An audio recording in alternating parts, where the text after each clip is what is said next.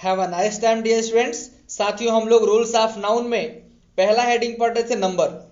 साथियों आज हम लोग उसी में आगे पढ़ेंगे। बहुत सारे रूल्स अभी बचे हुए हैं जिसको हम यहाँ पर आज इस वीडियो के अंतर्गत पढ़ेंगे। तो चलिए वीडियो की शुरुआत करते हैं, लेकिन वीडियो शुरू करने से पहले आप सभी लोगों से निवेदन, फटाफट चैनल को सब्सक्राइब कर लीजिए और वीडियो को लाइक कर दीजिए। साथियों आइए हम लोग रूल नंबर नेक्स्ट पे चलते हैं। लिखा है कि एब्स्ट्रैक्ट और मटेरियल नाउन, एब्स्ट्रैक्ट यानी भाववाचक संज्ञा, मटेरियल नाउन यानी कि पदार्थवाचक संज्ञा, कहते हैं इनका प्रयोग हमेशा सिंगुलर फॉर्म में ही किया जाता है, यानी इनका प्रयोग हमेशा हम सिंगुलर में ही करेंगे, इनका प्लूरल फॉर्म नहीं बनता। जैसे यहां पर आपको मटेरियल नाउन में दिया है copper, tin, water, milk, rice, iron, wheat, brick, stone, ये सारी चीजें दी हुई हैं। और एब्स्ट्रैक्ट नाउन में क्या क्या दिया है, काइंडनेस, एंगर, सिंपैथी, हैप्पीनेस, है ना, ये सारी चीजें हैं। काइंडनेस दयालुता, एंगर क्रोध, सिंपैथी सहानुभूति, हैप्पीनेस खुशी, ये सारी जो चीजें साथियों जिसको हम भाव में व्यक्त करते हैं वो हमारे एब्स्ट्रैक्ट नाउन है। और ये एब्स्ट्रैक्ट नाउन और मटेरियल नाउन का प्रयोग हमेशा किस में करते हैं, हमेशा सिंगुलर नाउन में ही करते हैं, सिंगुलर फॉर्म में ही करते हैं। तो आइए हम लोग यहां पर देख लेते हैं एग्जाम्पल कि my sympathies are always with the poor, जो मेरी सहानुभूतियां हैं वो हमेशा गरीबों के साथ होती है। तो सहानुभूतियां नहीं बल्कि सहानुभूत होनी चाहिए। My sympathy is always with the poor, तो यहां पर सिंपैथी करेंगे और हेल्पिंग वर्ब सिंगुलर रखेंगे, यानी आपका जो वर्ब होगा वो भी कैसा होगा, सिंगुलर होगा। अगला है wheats are grown in India in large quantity, कहते हैं जो गेहूं हैं, व्हीट्स बहुत सारी गेहूं आर ग्रोन उगाई जाती हैं इन इंडिया, भारत में, इन लार्ज क्वांटिटी बहुत बड़े पैमाने पर, है ना। तो यहां पर व्हीट्स नहीं बल्कि आपको करना है व्हीट इज ग्रोन, क्योंकि यहां पर सामूहिक रूप से हम उसको देखते हैं और पदार्थवाचक संज्ञा को क्या करते हैं सिंगुलर फॉर्म में हमें यूज करना होता है। तो यहां पर व्हीट इज करेंगे, तो wheat is grown in India in large quantity. अगला है this house is made of BRICS and stones, ये ईंट और पत्थर से मिलकर बने हैं। तो यहां पर ब्रिक्स एंड स्टोन पदार्थवाचक संज्ञा को आपको प्लूरल नहीं बनाना, इसे क्या करेंगे ब्रिक एंड स्टोन के रूप में ही रखेंगे। This house is made of brick and stone, यह घर जो है वो ईंट और पत्थर से मिलकर बना है। अब इसी में साथियों एक अपवाद भी दिया हुआ, कभी कभी सिंपैथी का बहुवचन सिंपैथीज भी देखा जाता है, लेकिन तब इसका अर्थ फीलिंग ऑफ सिंपैथी, यानी सहानुभूति की भावना को महसूस करना, है ना। तो ऐसा अगर भाव होगा तो वहां पर हम सिंपैथीज कर सकते हैं। तो यहां पर लिखा माई सिंपैथीज आर विद माइनर, कि मेरी जो सहानुभूति है वो माइनर्स के साथ है, यानी खानों में काम करने वाले लोगों के साथ। खान यानी कि जिसे कोयले के खदान, खदान जिसे कहते हैं वो आपका होता है माइन, है ना। तो यहां पर कह रहा है माई sympathies are with the minor, मेरी जो सहानुभूति है वो माइनर्स के साथ है। चलिए ऐसे बहुत सारी ये कॉमन ये चीजें हैं, इनमें आपको बहुत ज्यादा दिमाग नहीं लगाने की आवश्यकता है, बस नॉर्मली से पढ़ते रहिए, आपको ऐसे दिमाग बैठ जाएगा इन चीजों का क्या करना है। तो आइए साथियों अगला रूल भी देख लेते हैं। अगला रूल है जब कोई नाउन किसी कंपाउंड वर्ड में एडजेक्टिव का कार्य करता है तो वो हमेशा सिंगुलर में ही प्रयुक्त होता है। यहां पर कहा जा रहा है कोई कंपाउंड वर्ड, तो सबसे पहले आप ये समझ लें कंपाउंड वर्ड क्या होता है। कंपाउंड वर्ड होता है साथियों जो एक से अधिक शब्दों से मिलकर के बना होता है, जिसका अर्थ केवल एक ही शब्द में आता है ना। जैसे father in La, father in ला 3 शब्दों से मिलकर बना हुआ एक शब्द जिसका एक ही मीनिंग आएगा ससुराल, है ना। तो इस प्रकार के वर्ड जो एक से अधिक शब्दों से मिलकर बने होते हैं और उनका मीनिंग केवल एक ही होता है, वो होता है कंपाउंड वर्ड। तो यहां पर कहा जा रहा है किसी कंपाउंड वर्ड में कोई ऐसा नाउन जो एडजेक्टिव कार्य करता है तो साथियों उसे हमेशा हमें क्या करना है, सिंगुलर रूप में ही रखना होगा। जैसे यहां पर एग्जाम्पल दिया है अ 10 रुपी नोट, एक 10 रुपए का नोट। यहां पर नोट के पहले देखिए क्या है, यहां पर 10 रुपी नोट है, 10 रुपए का नोट, ये तो एक ही चीज हुई ना। अब एक चीज में क्या है, यहां पर 10 रुपी जो है ये एडजेक्टिव कार्य कर चुकी, ये नाउन है लेकिन ये एडजेक्टिव का कार्य कर रहा है, तो साथ ही इसलिए हमें क्या करना है, इसमें एस लगा करके प्लूरल बनाने की आवश्यकता नहीं है ना। चूंकि ये प्लूरल भी है लेकिन इसमें आपको एस लगाने की आवश्यकता नहीं है। अब 5 ईयर ओल्ड चाइल्ड, 5 साल का बच्चा, चूंकि देखिए अब जितने भी एग्जाम्पल दिए इसमें 10, 5, 4, 3, एक्चुअली जो नंबर होते हैं ना ये अपने आप में ही एक एडजेक्टिव होते हैं, तो ये जिनके साथ लगे होंगे वो एडजेक्टिव का कार्य करेगा। और जब एडजेक्टिव कार्य करेगा तो ऐसा कोई नाउन हो जो कंपाउंड वर्ड में नाउन का कार्य करे, लेकिन नाउन तो हो लेकिन उसके साथ एडजेक्टिव का कार्य करे साथियों, तो उसको हमें क्या करना है, हमेशा सिंगुलर में ही रखना पड़ेगा। तो यहां पर 10 रुपी नोट कर दिया, 5 ईयर्स ओल्ड नहीं कर दिया हमने, 4 माइल्स नहीं किया, 3 माइल्स नहीं किया। यहां पर क्या है देखिए, रुपी, ईयर, माइल, ये सब क्या है, ये सभी नाउन है, लेकिन इनमें हमें क्या करना है, एस लगाकर प्लूरल नहीं बनाना, क्योंकि यहां पर क्या कर रहे हैं, यहां पर ये एडजेक्टिव्स की विशेषण के रूप में कार्य कर रहे हैं, विशेषता बता रहे हैं। नोट तो है लेकिन 10 रुपए का नोट है, है ना, बच्चा तो है लेकिन 5 साल का बच्चा। तो ये जो चीजें हैं साथियों, ये अगर नाउन हो करके भी एडजेक्टिव कार्य करे तो इन्हें हमें कभी भी प्लूरल में नहीं रखना चाहिए। देखिए एग्जांपल दिया हुआ है, he gave me a 5 rupees note. अब यहां नोट ना होता, केवल होता कि 5 rupees, he gave me 5 rupees, तो ये करेक्ट होता। लेकिन साथियों यहां पर इसके बाद क्या एक नोट लग गया, यानी कि ये 5 रुपीज नोट मिलकर के कंपाउंड वर्ड का कार्य कर रहा है, और ये 5 रुपीज नोट यानी कोई एक ही वस्तु है, इसलिए साथियों ये कंपाउंड वर्ड हो गया। तो अब नोट से पहले जो नाउन आया हुआ है वो एडजेक्टिव का कार्य कर रहा है, इसलिए उसमें हमें कभी भी एस लगाकर प्लूरल बनाने की आवश्यकता नहीं है। He gave me a 5 rupee note, है ना। My brother ran 5 miles race, मेरा भाई जो 5 मील की रेस में दौड़ा। तो यहां पर देखिए 5 माइल्स कर दिया, अब रेस आ गया लास्ट में ना, कंपाउंड वर्ड बना दिया। अब रेस 5 माइल्स रेस जो हो गया ये क्या है, ये कंपाउंड वर्ड हो गया। लेकिन कंपाउंड वर्ड में देखिए रेस से पहले अगर आपको रेस ना लगाना होता तो केवल हम 5 माइल्स कहते तो ठीक रहता। माई ब्रदर रैन 5 माइल्स, मेरा भाई 5 मील दौड़ा, लेकिन उसके बाद एक रेस लग करके कंपाउंड वर्ड बना दिया। तो कभी भी कंपाउंड वर्ड आ जाए तो उसमें दो नाउन एक साथ मिले तो उसमें आपको क्या करना है, पहला वाला देखना, वो अगर उसकी विशेषता होगा, 5 मील विशेषता है ना कि दौड़ा, तो लेकिन कितनी मील दौड़ा, वो 5 मील दौड़ा, तो ये विशेषता होगी उसकी। तो ये आपका क्या हो जाएगा, इसको साथियों एडजेक्टिव के रूप में रखेंगे और इनमें आपको एस लगाकर प्लूरल बनाने की आवश्यकता नहीं है। तो इसे कह देंगे my brother ran a 5 mile race, ये आपका करेक्ट होगा। अगला रूल है साथियों, समाचार पत्रों तथा पुस्तकों के नाम तथा कुछ देशों के नाम चाहे वो देखने में प्लूरल क्यों न लगे, अर्थ में सिंगुलर होते हैं। कहने का मतलब यह साथियों, कुछ समाचार पत्र जिनके नाम के अंत में एस पहले से ही लगा होता है, पुस्तक के नाम है उनमें भी पहले से एस लगा होता है, देश के भी नाम है उनमें भी पहले से एस लगा होता है, यानी वो देखने में प्लूरल लगते हैं लेकिन एक्चुअली वो होते नहीं, क्योंकि देश होगा, समाचार पत्र होगा, पुस्तक होगा तो वो सिंगुलर ही होगा, वो हमेशा एक ही होगा तो वो सिंगुलर होगा। इसलिए कभी भी जब आप उनके साथ टेंस का यूज करें, कोई भी सेंटेंस यूज करें तो उन्हें हमेशा क्या करना है, सिंगुलर में ही रखना है।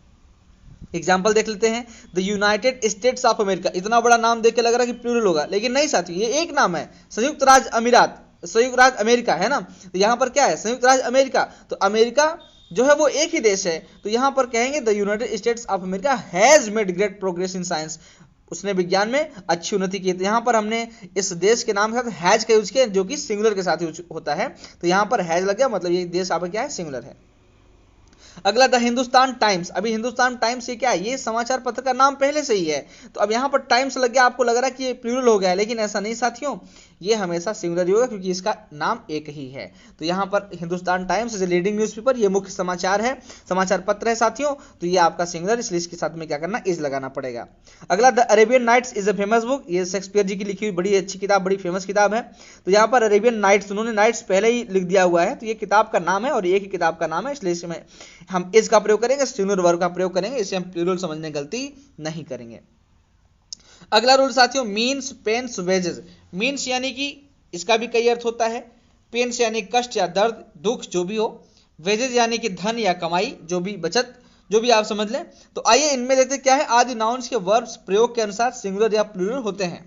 अब चाहे सिंगुलर होगा चाहे प्लूरल होगा, क्या होगा वो हम आपको यहां पर समझाते हैं। जब यहां पर देखिए पहला दिया है कि मीन्स का जब प्रयोग विधि या माध्यम के रूप में करेंगे, इस माध्यम से उस माध्यम से, इस विधि से उस विधि से, ऐसा अगर प्रयोग करेंगे तो इसका प्रयोग सिंगुलर और प्लूरल दोनों में किया जा सकता है, दोनों ही सही होगा। यहां पर देखिए she achieved greatness by this means, वो इस माध्यम से, बाय दिस मीन्स इस माध्यम से, सी अचीव्ड ग्रेटनेस उसने महानता को प्राप्त किया, हासिल किया है। तो यहां पर देखिए सी यानी कि एक वचनकर्ता के साथ इसका प्रयोग किया जा रहा है साथियों, चूंकि यहां पर एक वचनकर्ता को तो वर्ब के साथ हमें देखना चाहिए, तो यहां पर जो वर्ब है आपका वो सिंगुलर और प्लूरल दोनों ही फॉर्म में यूज हो रहा है, क्योंकि ये पास्ट इंडिफिनिट है। तो एक वचनकर्ता के साथ तो भी अचीव्ड होगा, बहुवचनकर्ता होगा तो भी अचीव्ड होगा। तो यहां पर बस इतना देखिए कि इसका प्रयोग किस प्रकार से किया गया, बाय दिस मीन्स इस माध्यम से। दूसरे में समझ आएगा साथियों कि every means has been tried, हर तरीका अपनाया जा चुका है। यहां पर मीन्स मतलब क्या है, साधन या तरीका, जो भी आप समझ लें। तो यहां पर एवरी बता रहा है कि सिंगुलर है और मीन्स देखने में लग रहा है प्लूरल, लेकिन यहां पर हम प्रयोग किस में कर रहे हैं, इसका सिंगुलर में कर रहे हैं। तो इसका प्रयोग सिंगुलर और प्लूरल दोनों में किया जा सकता है। तो अभी आप देख रहे हैं सिंगुलर का प्रयोग, तो कहते हैं हर तरीका अपनाया जा चुका है, प्रयास किया जा चुका है। लेकिन जब मीन्स का प्रयोग आय के अर्थ में हो तो यह सदैव प्लूरल रहता है। आय, जब ये आप वेतन की बात करें, पेमेंट की बात करें, तो हमेशा कैसा रहेगा, ये प्लूरल होगा। बाकी हर जगह कैसा हो सकता है, सिंगुलर भी हो सकता है, प्लूरल भी हो सकता है। लेकिन जब आय के बारे में बात करेंगे, इनकम के बारे में बात करेंगे, तो ये हमेशा कैसा होगा, ये हमेशा प्लूरल होगा। तो यहां पर दिया गया माई मीन्स आर लिमिटेड, जो मेरी आय है वो सीमित है। तो इस प्रकार से यहां पर हमने क्या कर दिया, आय के सेंस में हमने आर लगा दिया, यानी कि प्लूरल बना दिया। अगला साथी पेन्स, पेंस का तात्पर्य कष्ट, प्रयत्न, है ना, ये चीज है। इसका सिंगुलर तथा प्लूरल दोनों में ही प्रयोग होता है।